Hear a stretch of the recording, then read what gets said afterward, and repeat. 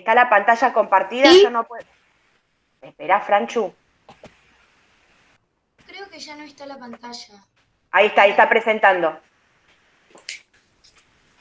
¿Ayudaste o sabes algún dato sobre la vacuna? No, yo soy, como dijo Sandra, soy médico asistencial y la vacuna en general la hacen investigadores que no siempre tienen que ser médicos. Son biólogos, virólogos y la hacen en laboratorios.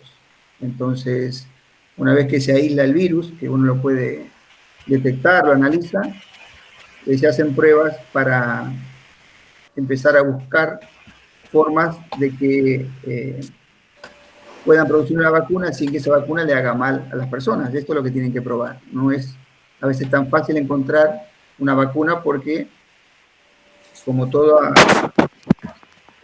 cosa extraña que te aplican, como las vacunas realmente tienen, en el caso de los virus, tienen virus, pero están atenuados o muertos, que son los que te generan inmunidad.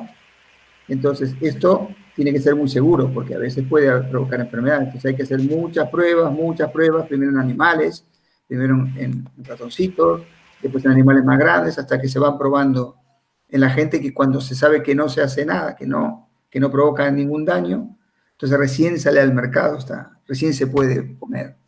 Hay mucha seguridad atrás de todo esto. Entonces, esto lleva bastante tiempo. ¿Puedo seguir, Sandro? Sí, Franchu. ¿Puede un animal contagiarme? Bueno, no, en principio no. Sí, hay algunos casos de unos gatos que se han enfermado. Parece que solamente los gatos pueden enfermarse, pero algunos. Y en principio no se ha demostrado contagio de animales domésticos. Otra cosa, si me preguntás por los murciélagos y estas cosas raras que salieron por ahí, en general no. No, los animales domésticos que tenemos, perros y gatos, no te van a contagiar, y si uno a veces puede contagiar a un pobre gatito. Acá dice, hay una pregunta por chat, Ale, que dice, ¿por qué prueban con animales? Pobres gatitos. ¿Por qué prueban con animales las vacunas? No se prueban con gatitos, se prueban primero con ratoncitos. Bueno, porque el método científico tiene una forma de trabajar, que es, primero se hacen estudios en lo que se llaman cultivos celulares, primero en células. Entonces se inocula el virus en las células, se ve cómo va, y se ve que si le ponen la vacuna, cómo va. Pero claro, eso no quiere decir que se vaya en un organismo vivo a hacer igual, ¿sí? Entonces hay que ponerlo en un ratoncito, que el ratoncito se lo inocula. Los ratones son mucho más resistentes a las infecciones muchas veces, ¿no? Y entonces después se busca un cobayo que es más grande, y a veces se buscan monos, y cuando todo eso muestra que está seguro y que los animalitos estos no se mueren, estos tienen todos esto no se hace así nomás, esto hay un comité de ética para los animales, se los trata no se los hace sufrir, es decir, hay una serie de medidas que están muy, muy encima, y es complicado. Por eso digo que es muy complicado sacar una vacuna, porque lleva muchos pasos, porque tiene que llevar todo esto, ¿no? Entonces, cuando todo en animalitos sugiere de que la vacuna no es nociva para un organismo vivo, se prueba en humanos. Y a veces no funciona en humanos, y hay que empezar de nuevo. Entonces, claro, no somos ni perritos, ni gatitos, ni conejitos, ni ratoncitos. Entonces, las cosas que funcionan en unos animales, en otros no. Por eso se prueba. Por eso se prueba. Acá lo importante entonces, porque me parecía que la pregunta de Inés iba en los ratoncitos y en lo que vos dijiste, ¿no? Que no les pasa nada, que se usan, pero bueno, es parte de los procedimientos de hoy. Quizás Claro. el día de mañana pueda pasar otra cosa, pero bueno, hay una ética atrás de todo esto, Y eso está muy, muy, muy controlado. Muy, muy controlado. Y cuando uno hace estudios, tiene que pasar lo que se llama un comité de ética de animales, y tiene que asegurar que no van a sufrir, y que, bueno, hay una serie de pasos que se obligan y se controlan mucho, mucho, mucho. Genial. Bueno, ¿quién más? ¿Euge? ¿Leo una del documento? Sí. Ok. ¿Por qué si está el COVID-19 afuera no podemos salir de casa? ¿Por qué está afuera? Bueno, justamente, no hay que salir de casa porque está afuera. No, bueno, no es que no se pueda salir de casa. Yo creo que, a ver cómo puedo explicarle esto para que sea entendible. Cuando hay un virus que es nuevo, les quiero comentar que hay, aparte esto es un coronavirus, usted sabe, pero hay 4 coronavirus ya, de toda la vida, o sea, de hace muchos años. No es un virus totalmente nuevo, sino que es una variante. Y como aparece nuevo, la gente no tiene ninguna inmunidad. Entonces, es muy susceptible, es muy propicia a enfermarse. Entonces, si salimos a la calle y no tomamos ningún tipo de medida, nos contagiamos. Y algunas personas pueden ponerse muy, muy mal. Entonces, ¿qué se hace? Cuando viene una pandemia, y por eso estamos y estuvimos nosotros, y ahora están ustedes confinados, lo que se intenta es que no aumente este contagio. Cuando empiecen a salir, el virus seguirá ahí, pero saldrán con medidas, como tenemos aquí, que es el tapabocas, o que no hay que mantener 1,5 metros, etcétera, y eso lo único que hace es que uno tenga menos riesgo de contagio. ¿Que algún paciente se va a contagiar? Sí, porque es normal, así como nos contagiamos de una gripe en invierno y todo lo demás. Pero lo que no quiere es que haya una gran cantidad de contagios. No sé si me han entendido por qué no es que no podamos salir. Al principio no podemos salir, pero después nos van a dejar ir saliendo de a poquito cuando la cantidad de contagiados baje. Sandra, ¿puedo preguntar? Sí. Mi pregunta es si, por ejemplo, vamos a salir, o sea, cuando nos dejen salir, ¿vamos a salir siempre con el tapabocas, tipo, con las medidas, o después ya fue? Es probable, y esto yo no lo sé tampoco, pero es probable que tengamos, hasta que haya la vacuna, tengamos que tener estas medidas porque no tenemos inmunidad. Entonces, los virus todos sabemos que en invierno vienen más, en verano vienen menos, pero uno también se resfría de vez en cuando en verano, ¿no? O sea que los virus siempre están dando vueltas por ahí, lo que pasa es que en invierno con el frío uno es más propicio a enfermarse que con el calor, y por eso se enferma menos. Pero entonces, probablemente tengamos que salir hasta que de alguna forma nos den la inmunidad, y en este caso será la vacuna, porque si nos cuidamos tanto, poca gente. Aquí en España, después de haber pasado la pandemia, el pico solamente menos del 5% de la población se ha inmunizado. Con lo cual, estamos todos igual de riesgo que antes del pico. Entonces tenemos que seguir manteniendo este control, porque si no nos vamos a volver a infectar.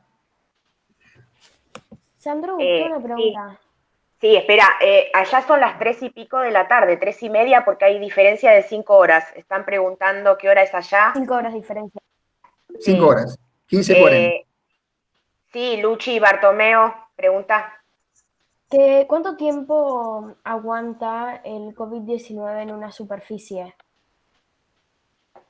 Bueno, es muy interesante esta pregunta, porque aquí hubo una especie de locura cuando uno venía del supermercado, ¿no? O sea, el supermercado parecía que era como ir al infierno, más o menos.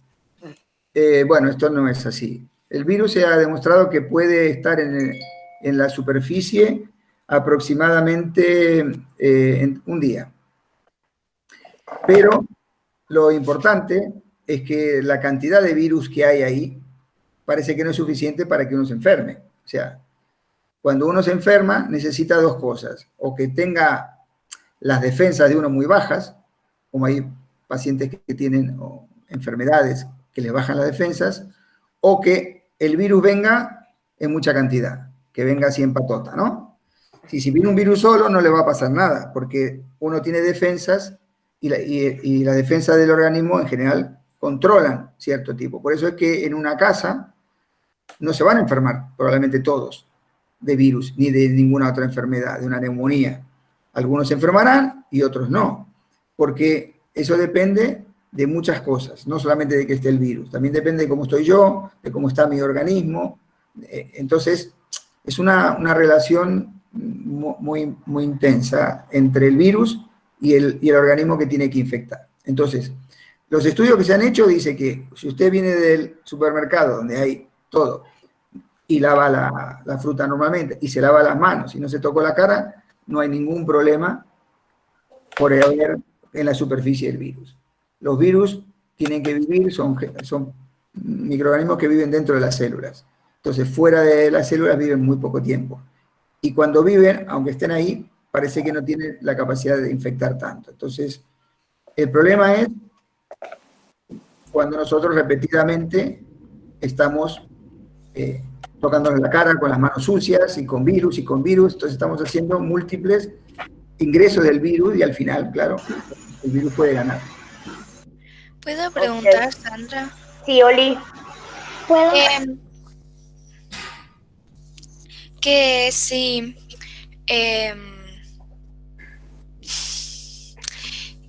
hay algún avance de la vacuna, porque creo que hace poco se probó en una persona o algo así, no sé.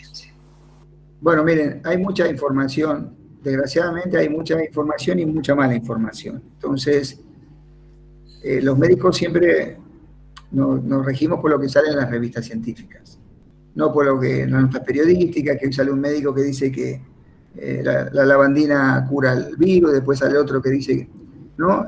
Si hay mucha gente que opina y en realidad uno tiene que hacerle caso por lo menos los médicos, a lo que sale en las revistas científicas. Lo único que sabemos es que hay muchos grupos muy potentes, es decir, que son muy, muy buenos trabajando con la vacuna, pero todavía no hay. ¿Sabe? Se dice por aquí que hay en China, que hay en Estados Unidos, que se ha probado en humanos y todo lo demás, pero eso no se ha comunicado a la comunidad científica, con lo cual no deja de ser una información periodística que habrá que tener, considerarla con mucho cuidado por el momento. Están trabajando, pero las vacunas tardan entre 1 año y 2 años finalmente en salir a poder usarse. Gracias. Emi. Mi pregunta era, ¿cómo es el clima ahí dentro de los hospitales en relación a lo que está pasando ahora? Bueno, la verdad que el clima fue muy complicado. Ahora aquí ya no tenemos casi pacientes y ha pasado la ola, como dijimos, que es un poco lo que les pasará a ustedes dentro de un poquito tiempo. Pero en el momento donde había muchísimos pacientes, los hospitales han sufrido mucho, se tuvo que suspender todo lo que no sea relacionado con el COVID, se suspendieron las cirugías, se suspendieron las consultas, el hospital quedó desierto y solo quedamos los médicos que tratábamos los COVID nada más. Y los otros médicos se fueron mandados a su casa. Entonces, realmente trabajamos en turnos de 12 horas, sin fin de semana, o sea, 12 horas sí, 12 horas no, y fue realmente complicado desde el punto de vista del trabajo, pero es el trabajo para el cual nos han entrenado. Muchas gracias. Bien, ¿quién más quiere preguntar? Simón, ¿qué decía? ¿Cuando había muchos contagios? No, respondí una pregunta que habían puesto antes. Ah, perfecto. Perfecto. Bueno, ¿quién más quiere leer? Yo más adelante. Bueno. Yo quiero preguntar, pero una que no está ahí. ¿Puedo? Sí. Mi mamá tiene varios amigos que son médicos y dicen que si no se contagian el 20% de Argentina, o sea, no vamos a ser inmunes al virus. Tipo que por lo menos se tienen que contagiar 20% de Argentina para que seamos inmunes al virus, ¿es verdad? Sí, un poco más, es un poco más. Se supone que la inmunidad, lo que se llama la inmunidad de rebaño, o la inmunidad de grupo, Se logra cuando el 60% de la población Apa. ha sido infectada. Por eso les comentaba que aquí en España solamente hubo el 5% después de la pandemia, después del pico este que tuvimos, con lo cual evidentemente no tenemos ni mucho menos inmunidad.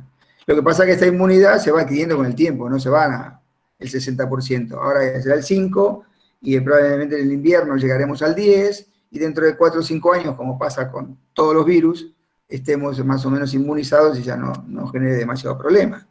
Todos los virus nuevos, ustedes no habían probablemente nacido en el 2009, cuando fue la pandemia del H1N1, pasó más o menos lo mismo, ¿no? No fue tan mediática, ni había tanto internet y tanta información o mala información, pero fue similar. Y hoy en día el virus cada año circula, hay gente que se enferma, gente que no, y no estamos tan preocupados.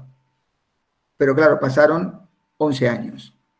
Entonces fuimos adquiriendo inmunidad, apareció una vacuna y el virus se transformó en una cosa como cualquier otro virus de la gripe, que son todos virus que provocan gripe. Entonces hay que esperar, no se va, el 60% de Argentina no se va a contagiar de una vez, ningún país pasa esto, pero probablemente cuando nos den la vacuna ya estemos más, entonces ya lleguemos al 60% y no necesitamos tantos tiempos. Con la vacuna nos van a inmunizar, entonces ya tendremos como si hubiéramos estado enfermos, y entonces si toda la población se da la vacuna, el virus tendrá poca posibilidad de provocar enfermedad. Por eso es muy importante vacunarse de todas las enfermedades. Acá dice, ¿es verdad que nunca se confirmó que un tapabocas sirve para prevenir el contagio? Porque eso también está rondando. No, eso es otro de los bulos que hay.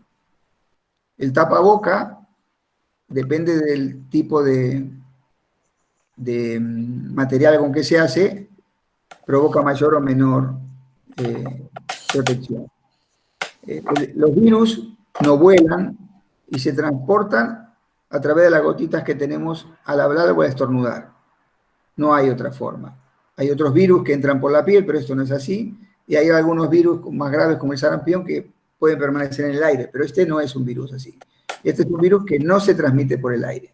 Por lo tanto, el único problema que hay es si yo estoy con una persona y esa persona habla y con las pequeñas gotitas al hablar o estornudar me pegan a mí en la cara, en donde entran por la mucosa. Entran por la boca, por la mucosa de la nariz o por los ojos. No hay otra forma de donde entre el virus. ¿Qué quiere decir? Que si a mí me estornudan la mano o me escupen la mano alguien que está enfermo y yo voy y me lavo la mano con agua y jabón, yo no tengo ninguna posibilidad de enfermarme si no me toqué la cara, ni la nariz, ni los ojos, porque no entra por la piel. Entonces, el tapabocas quirúrgico, el que se vende, este provoca un 60 al 70% de disminución. Es verdad que el 100% no provoca nada, pero aún los que ustedes ven, estos que se llaman N95, esos se llaman 95 porque protegen el 95% de los casos. Entonces, aún un tapaboca común, hecho con tela, protege más del 50%, es decir, que te disminuye a la mitad la posibilidad de que te contagies. Si vos tenés un tapaboca y tu amigo tiene un tapaboca, la posibilidad de que se contagien es muy, muy baja. Perfecto, Luchi. Que yo tengo una pregunta porque cuando dicen que también los guantes no hacen nada, en especial los de látex, que no importa que los uses, no te protege porque el virus queda en el guante. ¿Es verdad? Sí, no hay que usar guantes. El concepto es no hay que usar guantes. Porque cuando uno usa guantes, lo único que está haciendo es creer que está más protegido. Y tiene más posibilidad de tocarse la cara con un guante que sin un guante. Y el guante está tan contaminado como las manos si no nos las lavamos. Entonces, y en general, lo que hacemos es que nos sacamos los guantes y como creemos que la mano está limpia, no nos lavamos las manos después. Entonces, con los guantes nos contaminamos la mano y después, como pensamos que está limpia, nos tocamos la cara y nos infectamos. Entonces, es decir, el guante no tiene ninguna indicación. Los guantes los usamos los médicos cuando vamos a tocar secreciones. pero nos lavamos las manos antes, nos ponemos los guantes, tocamos las secreciones, nos sacamos los guantes y nos volvemos a lavar las manos. Y eso hay que hacerlo así, con guante o sin guante. Entonces, como hay que lavarse las manos, que este es el problema, hay que lavarse las manos muy frecuentemente, no hace falta guantes. Solamente tienen que lavarse las manos. Uno va al supermercado, le hacen poner guantes. Pero cuando sale del supermercado, tiene que lavarse las manos, porque no sabe esos guantes o lo que tocó y demás. Entonces, no tiene ningún sentido ni ninguna utilidad utilizar guantes. Ok, Juanita.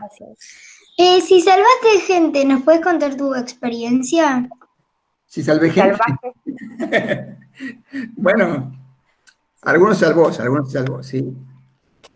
Bueno, en realidad nosotros no hay una experiencia de que yo pueda hacer. Nosotros somos un grupo de médicos, no trabajamos solo, trabajamos en grupo y no solamente somos médicos, sino que están las enfermeras, los auxiliares, los celadores, la gente que limpia. Es decir, es lo que hablamos del equipo de salud, somos un equipo. Y es el equipo el que hace salvavidas o no. Hubo gente que estuvo muy mal y que se salvó. Un argentino, el primer caso que tuvimos fue un argentino que vivía acá, que era un obeso, una persona muy, muy gordita, y por eso, a pesar de que era joven, que tenía 40 años, la obesidad es un factor para que el virus afecte más. Y después de 50 días se fue bien y hizo una nota en el periódico, claro, porque aquí, como era el primer caso que hubo en Tarragona, y también se llamaba Rodríguez. Entonces, no te puedo decir que uno personalmente haya salvado gente, pero sí creo que todos contribuimos a que solamente se muera 2 de cada 10 personas de las que estuvieron enfermas. Bien. ¿Alguien más? Acá, bueno, de las vacunas se habló bastante. ¿Cuánta gente hay para salvar a una persona? Pone Juan. ¿Perdón?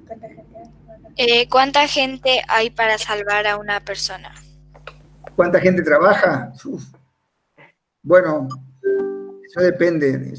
En general, por cada paciente había al menos un médico, al menos una enfermera y al menos un celador, o sea, que trabajaban con ese paciente. Entonces, ¿qué sería el celador allá, hermano? El celador es el camillero. Ah, ok.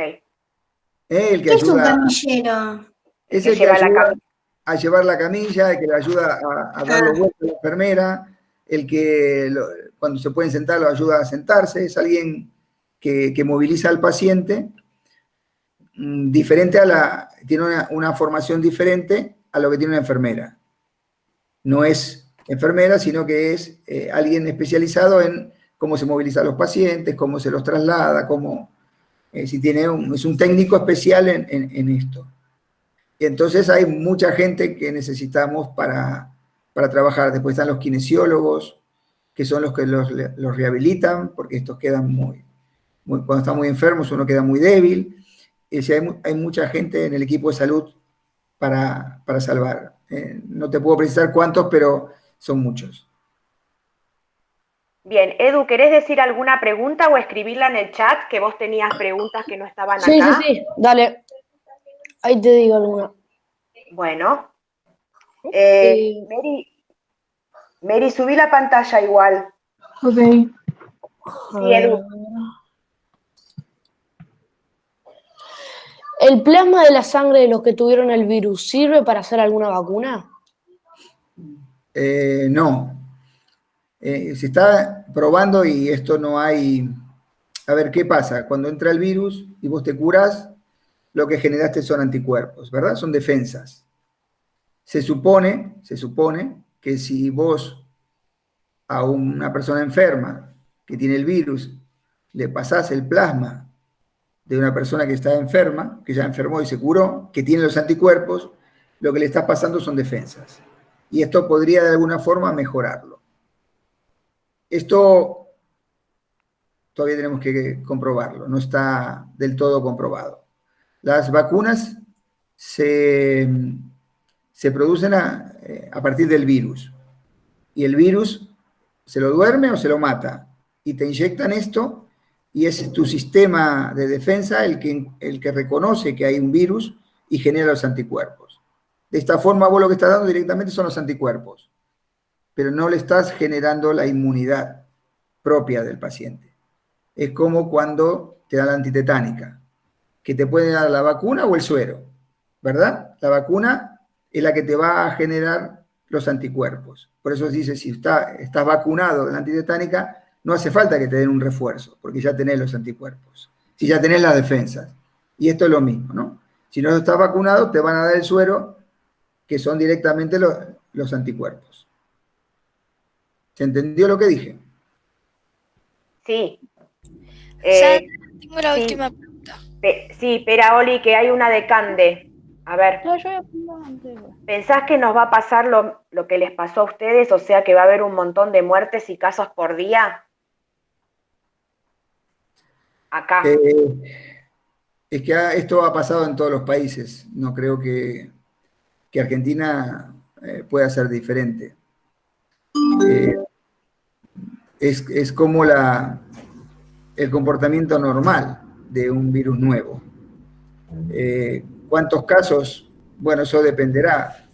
Uno nunca quiere que haya ningún caso, pero cuando aparece una enfermedad nueva y la gente no tiene defensas para esto, suele haber bastantes casos de pacientes que desgraciadamente se mueren porque no tienen la posibilidad de superar la enfermedad. Lo hemos visto en China, lo hemos visto en Italia, lo hemos vivido después en España, ahora está pasando mucho en Estados Unidos, en Brasil, en Chile. Argentina realmente viene bastante bien, pero no sabemos cuándo va a llegar el pico, ¿no? Y habrá que esperar. No sé cuántos habrá, pero seguro más de lo que todos queremos. Bien, Oli. ¿Cómo quedan las defensas después de ser infectado?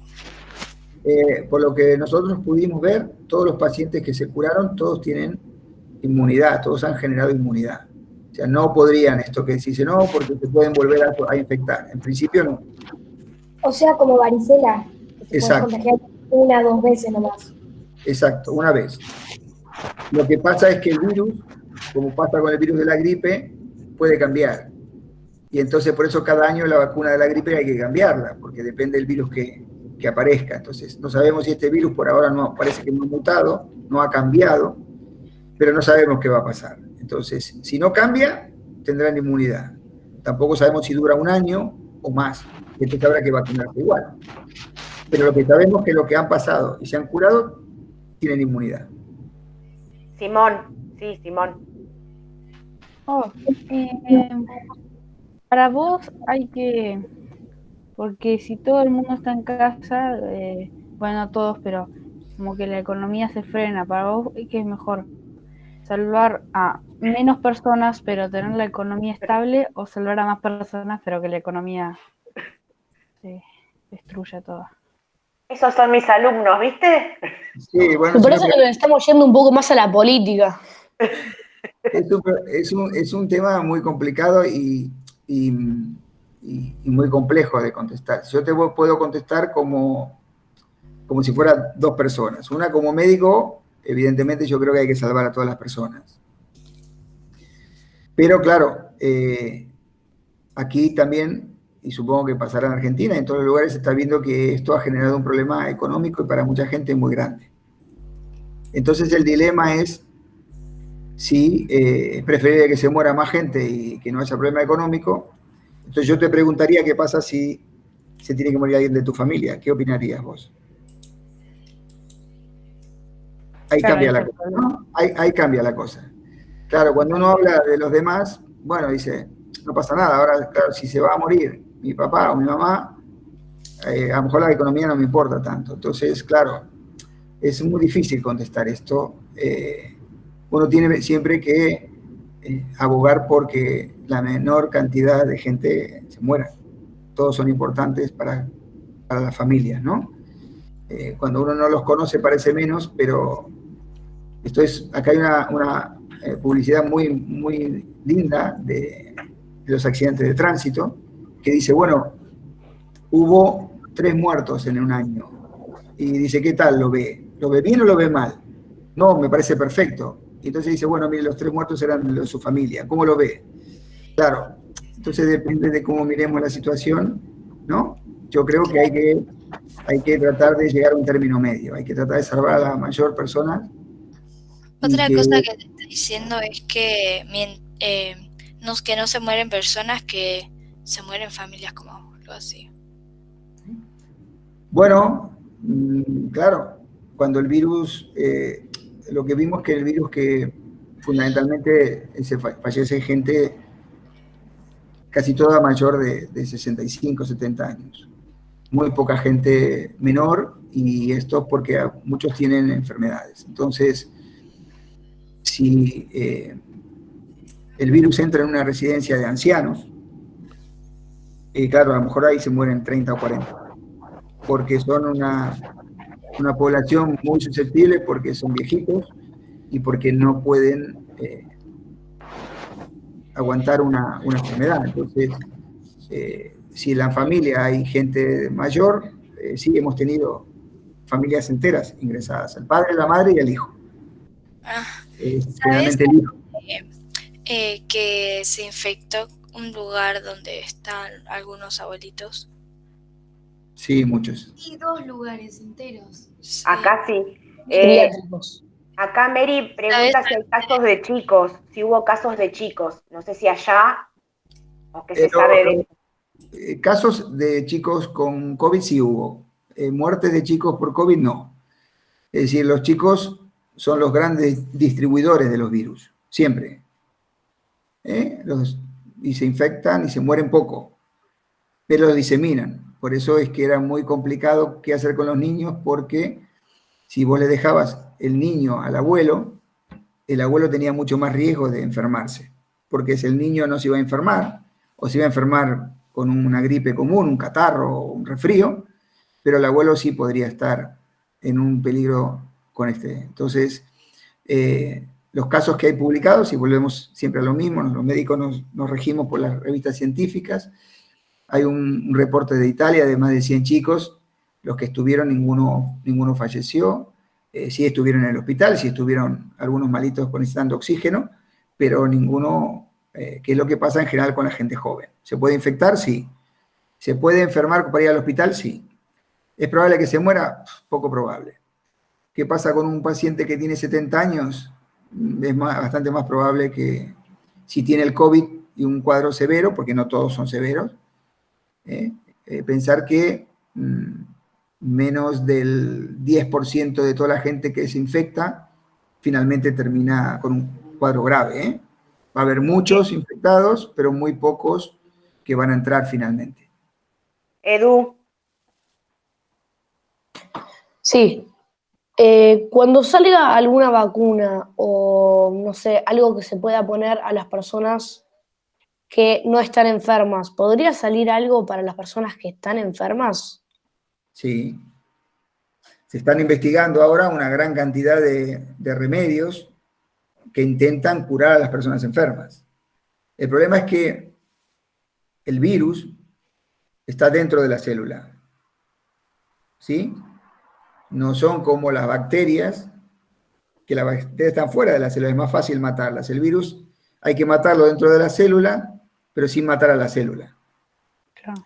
Entonces esto hace que sea más difícil encontrar remedios. Y de hecho la mayoría de los virus no tienen medicación, no tienen tratamiento. Entonces, ¿por qué? Porque no se puede. Porque no se puede llegar adentro de la célula sin matar a la célula. Uno puede decir, sí, la lejía mata al virus, sí, pero yo no me puedo tomar lejía porque me voy a morir yo. Se va a morir el virus, pero también me voy a morir yo.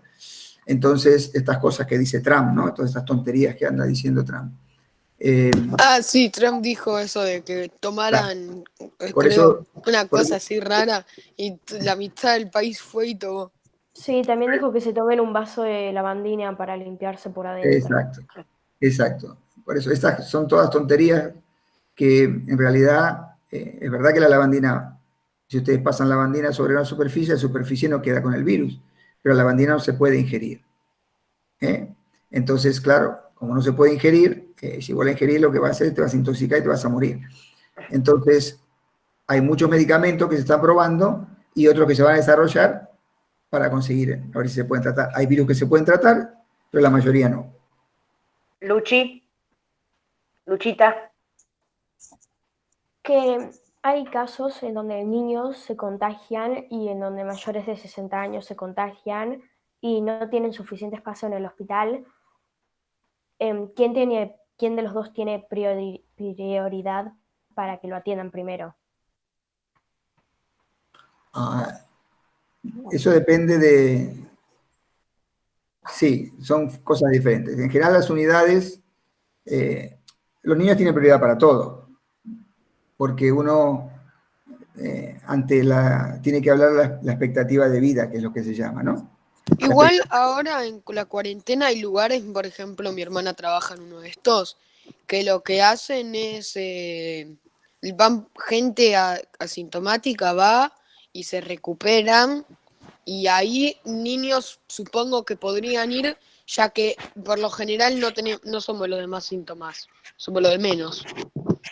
Sí, yo te puedo decir que mi hospital, durante toda la pandemia, pediatría estuvo vacío, no hubo casos. Es decir, ustedes no tienen que preocuparse, en general no hay problema. Lo que me comentaba tu compañera, supongo que quiere decir que uno tiene que elegir si salvar a un niño o salvar a un adulto o a un anciano. En general, voy a repetir, uno como médico tiene que tratar de salvar a todas las personas, pero si no puede y uno no tiene más que elegir, va a elegir al que tenga más posibilidad de sobrevivir y al que tenga más posibilidad de lo que se llama expectativa de vida, que tenga más años por vivir. Si uno tiene una persona de 90 años y un chico de 30 y no hay suficiente lugar para los dos, es probable que uno elija el de 30, por una cuestión de que la posibilidad de que se recupere el de 90 es mucho menor que el de 30, como vimos, porque es un organismo que está más cansadito. Entonces, no solamente porque tenga 90, sino porque la posibilidad de recuperarse es mucho menor. Simón.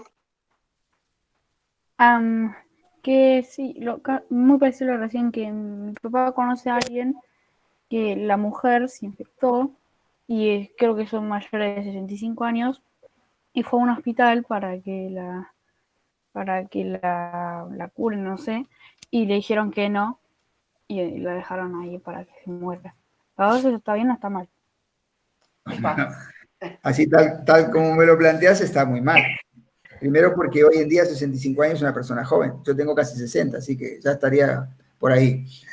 Entonces, no sé si ha sido probablemente tan así. Otra cosa es que existan algunas otras condiciones que no sabemos por las cuales hayan decidido eso. Pero si no, yo no estoy de acuerdo con esa decisión que han tomado de no atenderla porque tiene 65 años. Simón, quizás había alguna complicación o preferían mandarla a su casa, al contrario, para que quede más resguardada que estar ahí internada. Hay que ver qué hay detrás, ¿no? Eso un poco quiere decir. Sí, hasta ahí sé yo, no sé más de eso. Claro. Sí, hay que ver cómo lo plantean y cómo llegó a tus oídos y cuánto es que se agregó en el medio de todo esto que la gente va agregando, ¿no? Como el teléfono descompuesto, que va ahí agregando cosas y al final termina siendo otra cosa. Acá dice Oli, cuando un paciente fallece, ¿qué medidas están usando para enterrarlos? Uy, nos fuimos al entierro. Sí, las medidas son las mismas que usamos siempre. Los pacientes, una vez que desgraciadamente fallecen, lo que hace solamente se les pone en una bolsa de plástico, con lo cual quedan aislados, se limpia la superficie por afuera y no hay que hacer nada más. El resto, es verdad que en las casas de velatorio no se velaban y directamente la mayoría o se enterraban o se incineraban, pero no había no, más que qué medidas usan, sino que es verdad que se les avisa a los familiares o algo así. ¿De qué? ¿Se les avisa de qué? de si falleció el paciente o no. Y sí, mi amor, Claro. claro. Por una cuestión de los hospitales cerraron las visitas, no se podían visitar. El problema que tuvimos es que los pacientes estuvieron muy solos. Normalmente las terapias intensivas cambiaron y ahora son abiertas y las familias pueden estar adentro. Con Para esto, que no se mueran de presión. con esto del COVID, como la familia tenía que estar en cuarentena, porque eran contactos de un paciente diagnosticado, no podían venir al hospital. Entonces, nosotros cada día llamábamos por teléfono y cuando pudimos y ya se recuperaban los pacientes, hacíamos videollamadas para que ellos hablaran, porque no podían venir al hospital. Las familias siempre estuvieron en todo momento informadas de cómo iba su paciente y si iba bien o iba mal. No, pero igual hicieron algo nuevo que era como una pared que la gente iba a ver a su familia, igual no sé dónde fue, pero que era una pared de... Eso fue en Estados Unidos, Juani. Bueno, ahí. Que todos se ponían como los guantes, entonces las familias iban del otro lado y se metían los brazos y se abrazaban. De plástico que tiene 2 orificios. Eso lo vi en TikTok, creo. Sí, pero esos guantes son más o menos, le pegas una bala del guante y se queda ahí. Era un video en donde vos metías tus brazos, la otra persona también los metías y te podías abrazar con la otra persona. No, Acá dice María si tenías miedo de contagiarte al entrar al hospital. no. Lo que uno tiene que tener es conciencia de que se puede contagiar para tomar las medidas, porque nosotros hoy estamos de esto, pero hay muchísimos más gérmenes y otros microorganismos tanto más graves que estos dentro de un hospital que uno no se tiene que contagiar. Entonces no estamos acostumbrados a lavarnos las manos, acostumbrados a no tocar lo que no tenemos que tocar, acostumbrados a ponernos una bata. Entonces uno lo que tiene que hacer es ser consciente, y yo tampoco nunca dejé de venir a mi casa, ni de abrazar a mis hijos, ni nada. He tomado las medidas necesarias, que fundamentalmente son lavarse las manos y cuidarse de que alguien no te estornude en la cara, ni nada por el estilo, y no hay mucho más. Y con esto estoy aquí, no he tenido todas las pruebas y toda la serología negativa. He estado 3 meses trabajando con los enfermos más graves y no me contagié ni yo ni mi familia. Sandro, ¿puedo preguntar algo? Sí, Lu. Mi mamá es doctora, Por ahora. tipo opera y todo eso, y cuando va a operar, opera con un barbijo, otro barbijo arriba, los anteojos, porque ella usa anteojos, más unas antiparras, más una máscara, que es como la máscara de plástico con la que vas por la calle, pero que es como un huevo gigante, más de astronauta. Mi pregunta sería, allá se hace lo mismo, y al paciente como que lo tapan con cosas y ahí meten las pinzas. No sé si me explico. No, sí te explico. Y sí. Es decir, hubo y hay mucha sobreprotección. Sí. Es decir, no hace falta todo esto. Sobre todo porque ya dijimos que solamente entra por aquí, ¿no? Y claro, entonces, es verdad que hay que protegerse con una mascarilla o una máscara o unos anteojos, porque si le salta sangre y le puede entrar por los ojos, por la nariz o por la boca, pero por eso está protegida. Pero nosotros usábamos doble mascarilla, pero porque teníamos pocas y resguardábamos las de abajo y nos sacábamos la de arriba, no porque fuera necesario doble mascarilla, sino muchas veces hacemos cosas para optimizar el poco material que tenemos, y que eso no quiere decir que nos den más protección. 2 guantes no te dan más protección que uno, ¿sí? 2 mascarillas no te dan más protección que una. Otra cosa es que la usemos porque o pensamos que sí, o porque queremos proteger la de abajo, que era la más cara, y que teníamos menos. Entonces nos duraba más tiempo. En lugar de durarnos 12 horas, nos duraba 24. Y usábamos estas técnicas. Claro, yo preguntaba porque mi mamá ayer me contó que ella está trabajando como muy cubierta y me contó de todas las complicaciones que tiene. Por ejemplo, cuando el anestesiólogo pone la anestesia exactamente igual, con toda esa protección. Entonces, una anestesia que le tarda 2 minutos, le termina tardando 30, media hora. Entonces, una operación tarda, que una operación normal, sin toda esa protección, tarda media hora o una, por si puede llegar a haber complicaciones, esta tarda 2 horas. Y si hay Sí, complicaciones, 4 pero, más o menos. pero esto es parte de lo que ha cambiado el mundo. Y sí. Y será, sí, porque ahora cuando todos los pacientes que ingresan a nuestro hospital, todos tienen que, tengan lo que tengan, así vengan porque les duele la muela, tienen que tener un análisis para ver si tienen COVID. Entonces, todo eso lleva un retraso, todo eso lleva que le siga doliendo la muela hasta que tenga el análisis hecho, pues si no, no lo quieren asistir. Y bueno, ha cambiado todo el funcionamiento del mundo, no solamente la economía, sino de todo. Y tendremos que acostumbrarnos a esto. A ver, Oli dice que una amiga de la mamá estuvo en una reunión donde salieron 3 infectados. Después de eso, esa amiga tenía fiebre, pero le hicieron un test y le salió negativo. ¿No necesitaría más de un test? Sí, Pregunta Oli. sí. A ver, todo depende de... Sabemos que va a haber que hubo seguramente muchos más infectados, pero que no fueron graves. Entonces, si uno quiere tener un dato estadístico, necesita hacer más test. Pero si esa persona que tuvo contacto, que tuvo fiebre, está bien, se le pasó y no le pasó nada, bueno, realmente no le va a cambiar lo que hay que hacer con esta persona. Lo que puede cambiar es si tenemos el dato de que fue positivo o no. Pero es verdad que hemos visto que muchas veces este es un virus muy especial, es un virus que en lugar de tener los virus dijimos que entran por aquí arriba, ¿no? En lugar de tener mucha concentración aquí arriba, tiene más concentración en el pulmón. Entonces a veces aquí daba negativo, el hisopo que le decíamos en la nariz, que se hace la prueba por ahí, pero cuando los pacientes los metíamos en el respirador, en un respirador artificial porque estaban graves, y le sacábamos un moco del pulmón, ese daba positivo. Entonces, es verdad que puede dar negativo este de acá, de la nariz, en muchos casos, y puede tener igual COVID. Entonces, si un paciente o si alguien de ustedes tiene síntomas, lo que tiene que hacer es quedarse en casa. No ir a trabajar, no estar con familia, no estar... Porque en el momento de que hay una epidemia, una pandemia, es una posibilidad, pero hay otros montón de virus que también puede estar ahora y que no ser el COVID, ¿eh? Y uno puede tener fiebre y una gripe igual y no por COVID.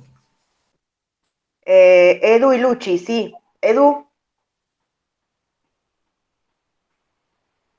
Lucía, hace vos primero. Ok, cuando vos tenés coronavirus y te recuperaste del hospital y ya te fuiste, ¿puede dejar secuelas o algún efecto secundario por causa de trauma en el Puede, hospital, algo así? pero como cualquier enfermedad, ¿eh? Vos podés tener una neumonía común y también dejarte secuelas, y aquí también. Los primeros estudios que hay de los primeros pacientes, porque llevamos 3 o 4 meses, muestran que no hay muchos problemas secundarios, ¿eh? Habrá que esperar a ver qué pasa de acá a un año, pero los primeros pacientes que están siendo evaluados, que fueron los que salieron bien, no tienen demasiados problemas pulmonares que le han quedado, ¿no? Han quedado bastante bien. Edu. Antes de sacar alguna vacuna, ¿con cuántas personas o animales se va a probar? Exactamente no sé, pero eso está todo estipulado. Eso está todo estipulado, cuál es el número mínimo que se necesita de pruebas para saber que es segura y todo lo demás. Entonces son muchos en general. Entonces hay que probarlo en muchas personas para demostrar de que no... Si yo lo pruebo en 2 personas nada más y no les pasa nada, no quiere decir que si lo pruebo en 10 no les pase nada. Entonces hay un número mínimo para saber que asumiblemente, si yo le doy a 100 personas y no le pasa nada a nadie, si le voy a dar a 10.000, es poco probable que pase.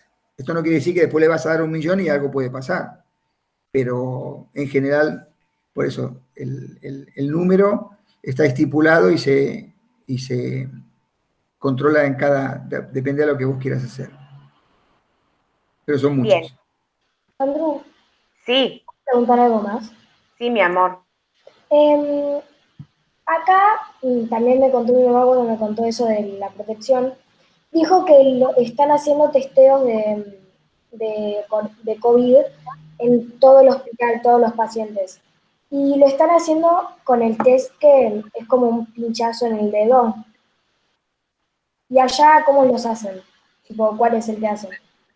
Bueno, a ver, el test que normalmente se hace es el que se hace en la nariz o el orofaringe. El hisopado. Sí, el hisopado. Este es el que busca el virus. Cuando uno busca en sangre, ya está buscando la inmunidad, está buscando las defensas. Y las defensas aparecen después de 15 o 20 días de que tuviste la enfermedad. Entonces, si vos la buscás muy precozmente, no las vas a encontrar. Eso no quiere decir que no tengas el virus. Entonces, lo lógico es hacerlo en la nariz o en el moco del pulmón, si uno puede tener, pero no en la sangre al principio. Después de los 15 o 20 días, uno ya puede empezar a hacer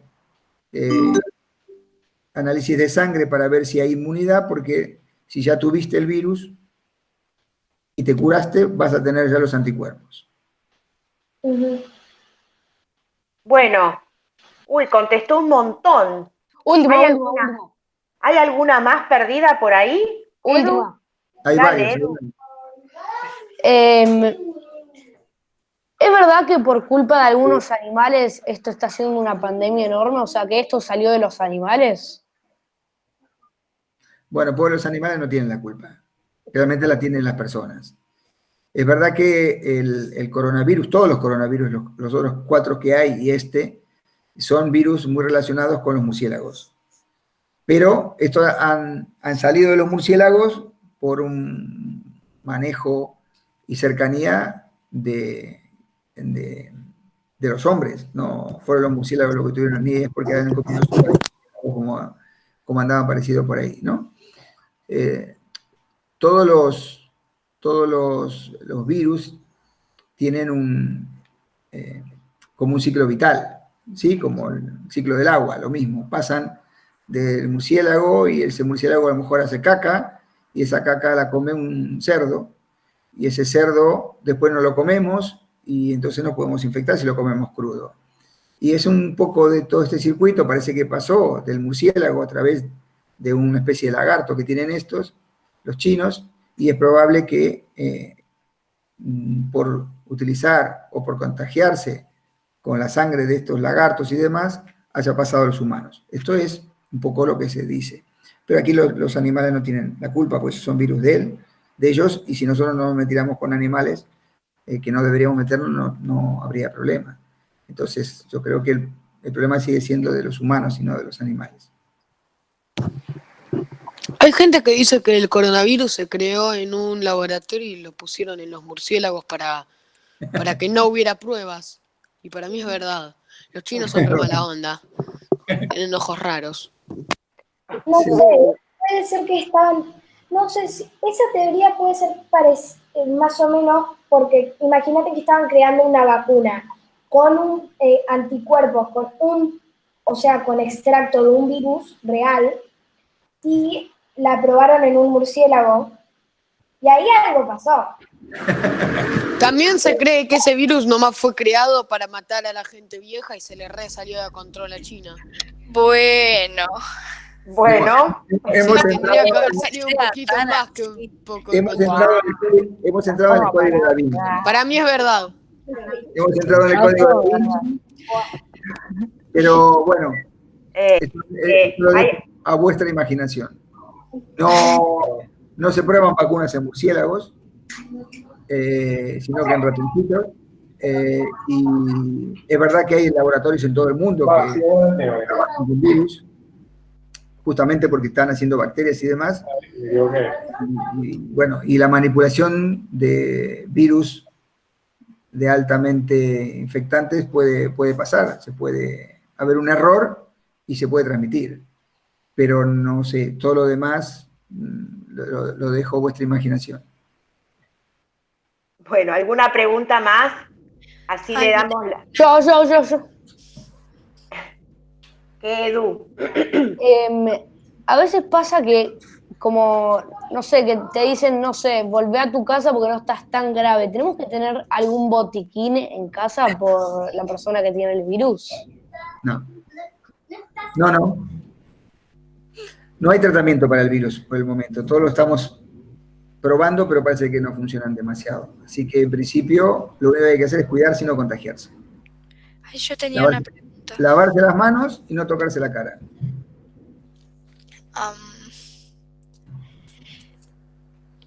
¿Qué, Oli? No sé, que se me olvidó. Bueno, no pasa nada. Bueno, los demás, ¿alguna pregunta o por chat o pidan la palabra para... Y si no, vamos cerrando ya, ¿sí? Contestó un montón de preguntas. Vicente, Pipe, Mateo, ¿algún otro que quiera preguntar? Sandra, una pregunta. ¿Hoy tenemos un meet de arte? No, tienen actividad, ¿sí? Ok. Bueno, Una pregunta, sí, dale. Que ahí están los síntomas comunes y yo investigué y hay síntomas que son más raros, o sea, no tan comunes.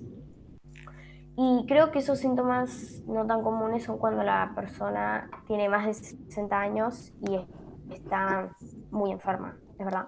O tiene problemas en el respiratorios. Claro, respiratorios o todo. Ahí sonaste. Tenés una fiebrecita y... A ver, el virus afecta a los pulmones, como les había comentado. El virus, fundamentalmente, hay virus que provocan más un resfrío de la nariz, y hay otros virus, como era el virus de la gripe H1N1, que provocan más infecciones de los pulmones, más abajo. Este virus provoca, entonces la mayoría de las personas vienen con problemas para respirar. Los otros tienen una gripe normal, con dolor de cuerpo, y algunos parece que pierden el olfato. O el gusto y tiene estos problemas. Pero bueno, no hay, que yo sepa, ninguna asociación de nada que se haya demostrado que estos sean peor. El síntoma más frecuente siempre es la falta de aire. Bueno, muy bien, doctor Rodríguez, muchas gracias por todo. Última pregunta de sí o no, Bueno, dale, porque nos tenemos que ir y se tiene que ir él. Dale. ¿Alguna vez intentaron operar a alguna persona para intentar desacarle el coronavirus? ¿Dónde te dije que estaban los virus? Las células. No puedes sacar las células. No puedes operar eso, creo. Claro. Si le sacamos la célula, malamente. Con lo cual, los virus, las infecciones no se operan. Se curan con la medicación o con las defensas del organismo. Es verdad que